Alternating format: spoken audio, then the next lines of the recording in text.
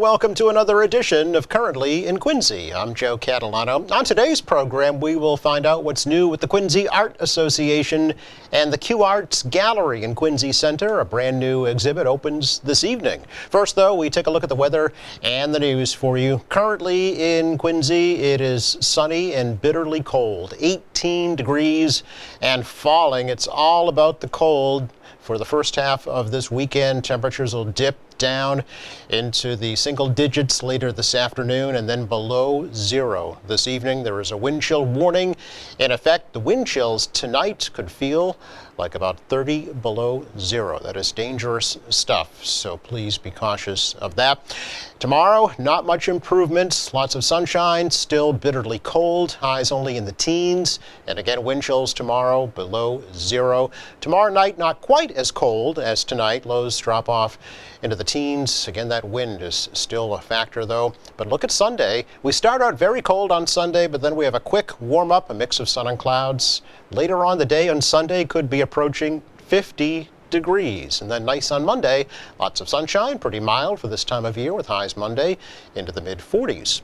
But again, right now, it's sunny, it's windy. It is 18 degrees and falling in Quincy.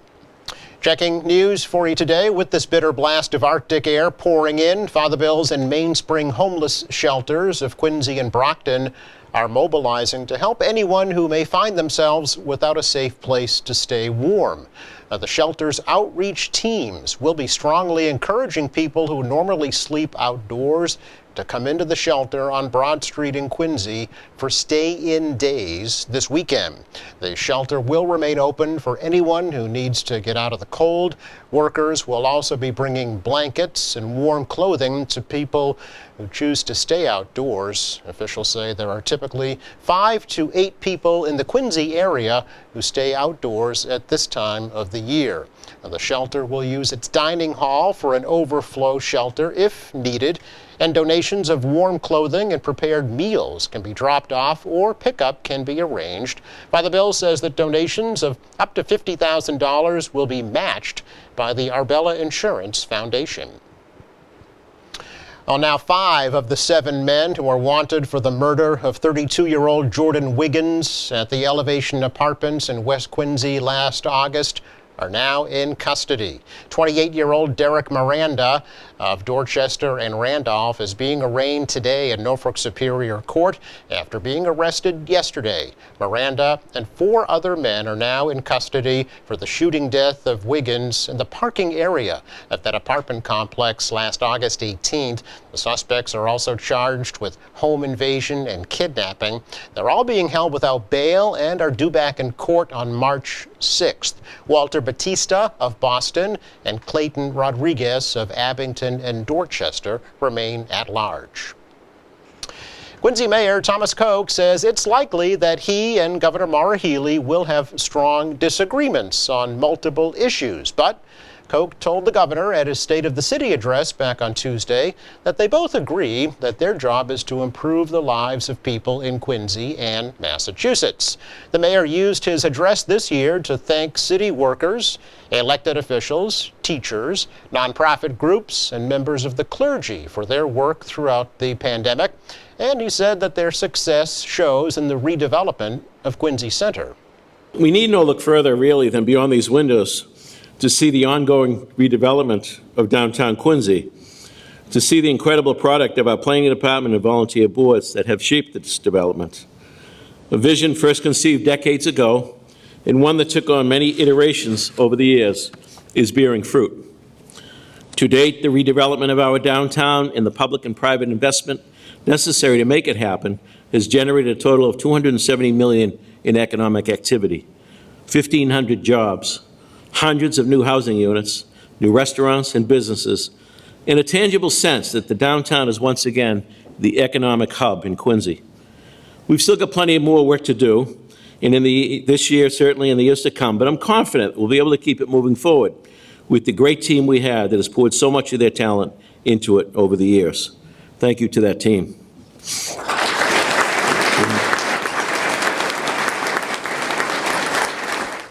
Mayor also praised first responders, volunteers, veterans, and Asian business entrepreneurs. Koch also paused to remember the loss of his brother-in-law, Tom Bowes, who was the father of Quincy firefighter Tom Bowes Jr. and police officer Kristen Bowes. There was no State of the City address in 2022, and it was held outdoors in March of 2021 due to the pandemic.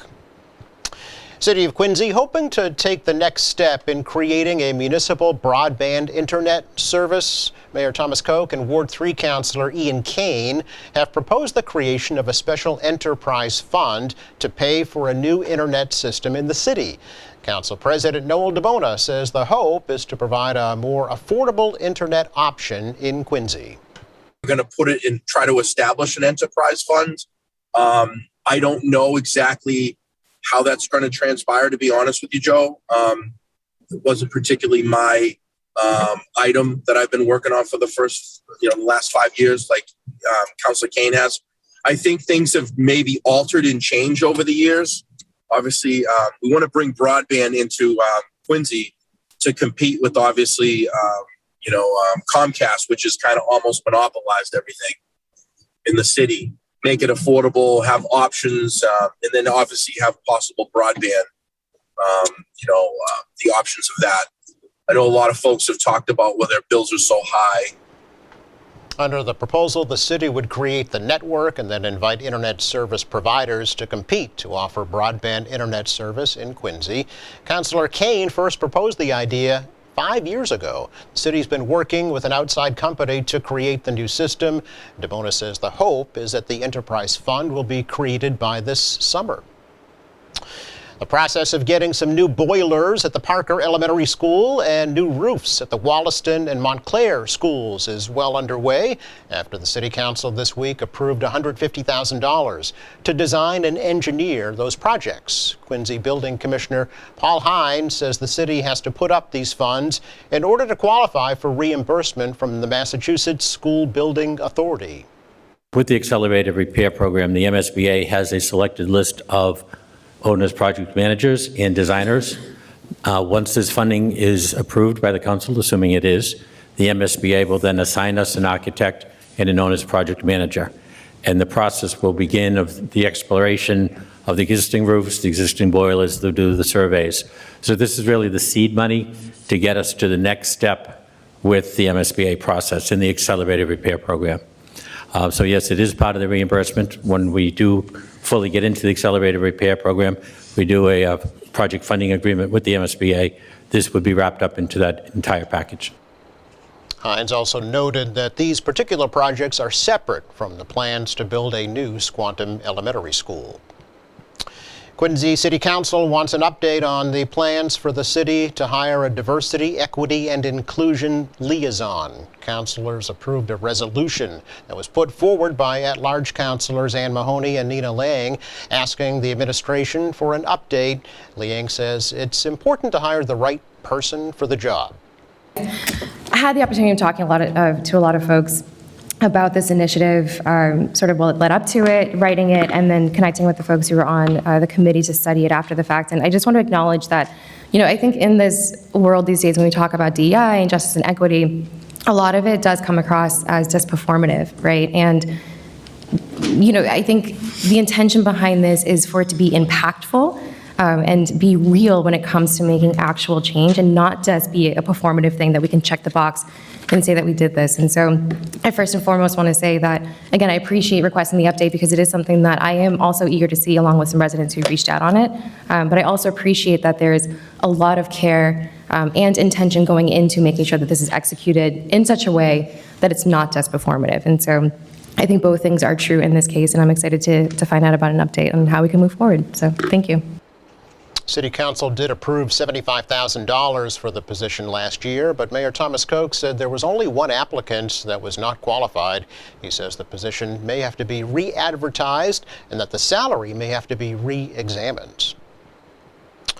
Finally today, a Braintree man didn't get very far after trying to steal a tip jar from the counter at Craig's Cafe in Quincy Center at about 11 o'clock this past Wednesday morning. Police say 33-year-old Peter Cuesta ran right into Quincy police officer Elizabeth Lee, who was working a detail on nearby Temple Street. The manager and a patron at the restaurant managed to wrestle the tip jar away from Cuesta, who fled out the door, but he was quickly apprehended. He is charged with larceny from a person. Officer Lee, by the way, just joined the Quincy Police Department back in November. Police say there was about $50 in that jar. It's our check of news. Coming up, we get an update from the Quincy Art Association. That's next.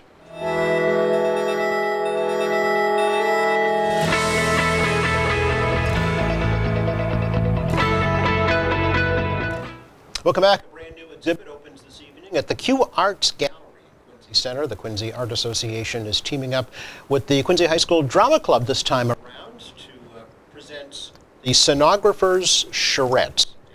Kristen Cunningham, the brand new PR and marketing person for the Art Association, is here to tell us all about it. Hey, Kristen, nice to meet you. Hi, nice to meet you too. Thanks for coming.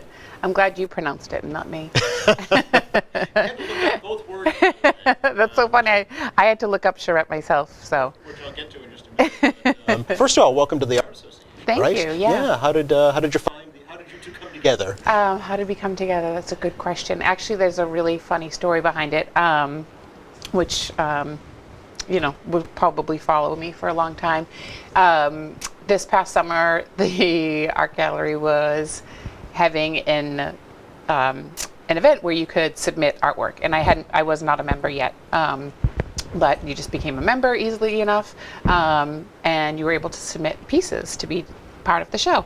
So I walk in, I get up the guts to bring my stuff in, and I walk in, I hand my stuff to Frank, and I do multimedia, like collage stuff, and he's like, this needs to be framed. I was like, oh, okay. And off I went back to Michael's and came back with my framed pieces, and yeah. And you were in. And I was in. Okay. Frank Santoro, by the way, is who you're talking about, right? Yes, yeah. Sorry, yes. And by the way, his wife Linda is here in the background offering emotional support for Yes, you today. absolutely. But let me hear your background, Kristen, and your professional background, personal background, educational background. Tell us about yourself. Yeah. So, professional background. Well, I grew up around here. I grew up in Milton. Okay. And then moved away. Lived in New York for a bunch of years and needed trees again. But professionally, I've been doing events of all different kinds, basically my whole career. Really? So when I moved back here, tried to do some stuff on my own, and but now I'm doing events for a really cool company called MeQ, which is a technology company that promotes resilience for companies and their employees. So I'm doing marketing events for them. And when I had my fumble submitting my artwork at Quincy, it was all just sort of serendipity, because I had so many ideas about doing events around arts and social awareness, and they've been really open to hearing my ideas, and so we're working on bringing some new stuff, and it's really exciting. Yeah. Really exciting to be part. And I mean, you obviously know all the Quincy Art Association folks, and they're amazing and dedicated and creative and kind people. So it's been fun to weasel my way in to be part of the cool kids. Yeah. How did you first find out about the Art Association? That's a good question. I think probably social media. Okay. Yeah. Okay. And of course the great location downtown. It always caught my eye that I have to get myself in there. Yeah. That really having that location really seems to have taken the Art Association to the next level. Yeah. And now with you on board, it's really, I think, going to grow. Well, it's great because it, obviously a central location, Right. not just for Quincy folks, but being on the Red Line, easy enough for people from Boston or wherever to come in and check out shows like this one that's, kicking off today, Right. and any of the other events that we're, putting in there, and plotting and planning for the future. So Yeah, but it's also very accessible, for quote-unquote lay artists such as yourself. Yes. Not just professionals, but folks who think they might have some talent and they might want to try it out. And you have a venue to have your work displayed. How did that feel? To have your works on public display. it felt pretty good. Yeah.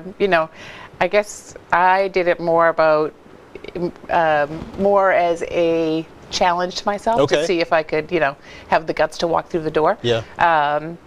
But you're absolutely right. Of course, there's the classes, Right. and Yeah.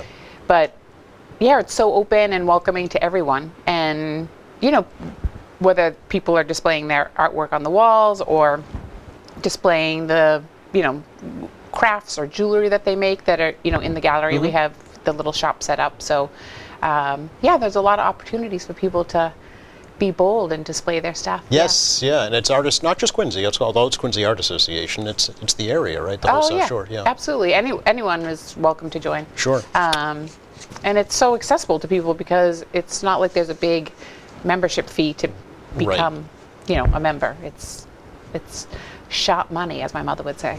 And it's volunteer-based, so these are folks that are passionate about the arts, and want to promote the artists and the art themselves and the community as a whole. Yeah. Like the Scenographers Charrette. Yes. Opening reception this evening from 6 to 9 p.m. This is in conjunction with the Quincy High School Drama Club, and it's a look behind the curtain into the world of theatrical design. Yes. So this is the meat and potatoes of putting on a stage production, right? Yeah. It's what brings it to life. Yeah. So it'll be a wide array of items that are on display. It's costumes that are positioned throughout the space. So it's sort of the behind the scenes renderings and the sort of the inner workings of these creative brains that really bring these productions to fruition. Yeah. Yeah. Productions of the drama club? Yeah. Past productions? Yeah. Okay. So they've saved all their I know. costumes and props and Yeah. posters, and they're going to be on display. Yes, absolutely. So, yes, they are artists themselves, right? The I folks know. behind the scenes that are creating these, I know. these scenes. People just think about the actors, Right. but yes, when you see one of these productions, and if you come in and see the show, then you get to see that, these genius creative brains that take a concept, from a script, which is black and white Right. on paper. It's just words, yeah. Yeah, just words saying, this is the setting.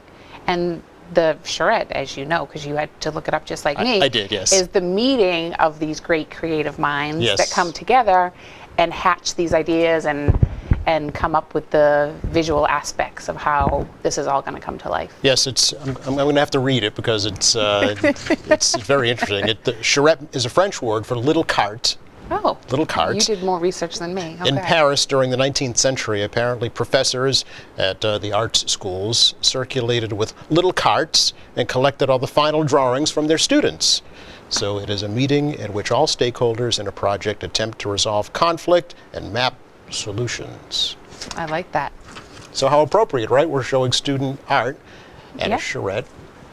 It has roots in the history of the word. It's kind of meta. But these are kids who maybe don't normally, they may come out for the curtain call at the very end of the production, but they don't really get the spotlight, right? Yeah, you're right. You're absolutely right. Yeah. So tonight's the night to give them their due. Actually, for the whole, so it runs until, March 12th. Right. Yeah. So a lot of opportunity to come and show the sport. It's also a fundraiser Yes. for the drama club. Yes. Yeah. So do you know what that will be used for? The funds will be used for? Yeah. So first of all, I want to say that the opening reception and the ongoing display in the gallery is open and free Right. to everyone. Right. But tonight the reception is also free and open to everyone. Okay. But the funds are going to be going to the spring production. So this spring they're going to be doing the Little Shop of Horrors. Okay. I don't know. Have you seen it? I have not. Oh. I'm familiar with it, but I've Yeah. not seen it. Yeah. I saw it years ago, Okay. many years ago in Boston. So it's a really fun show. They don't hold back. There's usually a live orchestra. Yes. Really, really sending Broadway shaking in their boots, you know. Yeah, so the money raised for this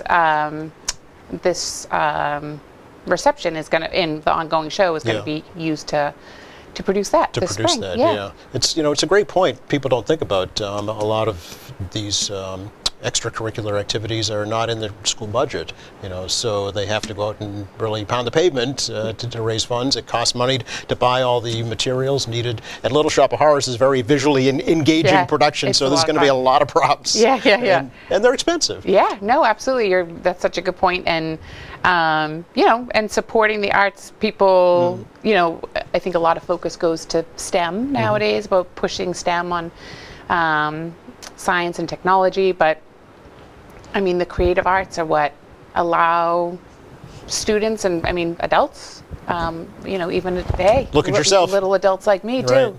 Well, exactly. To really explore and to build confidence. I mean, think how much confidence it takes to put yourself out there like that. And even the behind the scenes, being able to craft and really collaborate and be part of something that's real and big. Oh yeah, it builds all kinds of skills, Yeah. team building skills, certainly creativity skills, taking, like you say, black and white words on a sheet of paper and turning them into an image that folks can understand Yeah. and digest. Yeah. Yeah. So good for them for doing that. And I've heard that quite a few of the Quincy High Drama Club graduates have gone on to, continue their professional career in the arts. So. Well, when the pandemic first hit, the arts was one of the first places to really suffer because Yeah. there were no live performances. So musicians had no venues, actors had no venues, and then all the cottage industries like set pieces, production pieces, also had nothing to do. So Yeah. the past 3 years has been very difficult for folks who earn a living through the arts and culture. Yeah.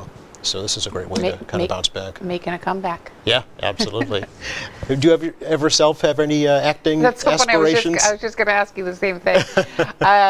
It's funny. You would ask me? Yeah. I mean, well, you are already.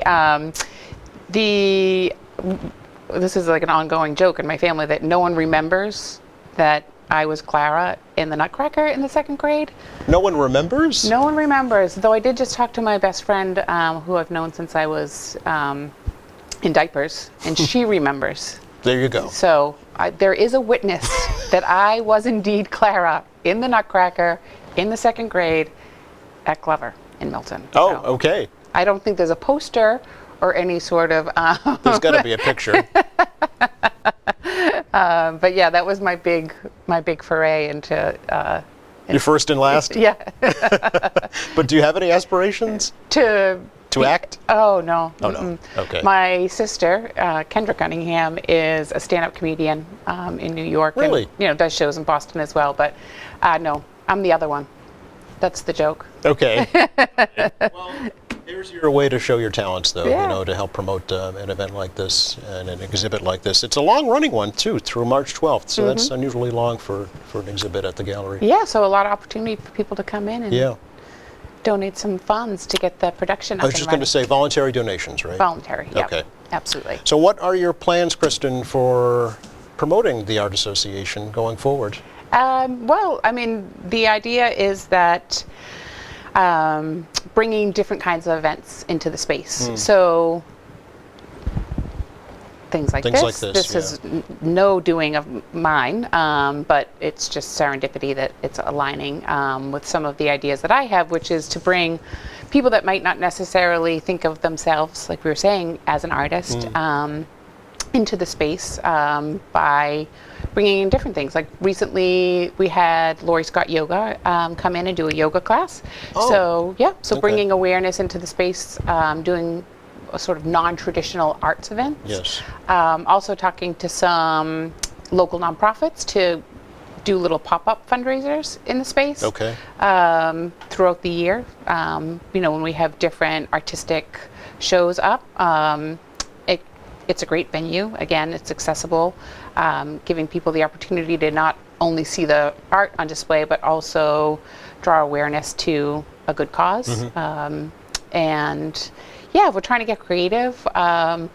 We're thinking about doing some sound meditations in the space. Yeah, some different stuff that we're plotting and planning to, Yeah. sort of like a, sort of like a cross promotion, Okay. where you're not necessarily promoting the art for art's sake, Yes. but that's sort of like the backdrop, and so sort of that dualistic promotion. It's kind of a win-win, right? Yeah. You get some exposure for the gallery and for the arts, for the association, but also for that organization. Yeah. Okay. Or different kinds of artists like Yes. yoga or sound meditation or Okay. Yeah. Good So for we're getting creative, and the main goal is to strengthen the community.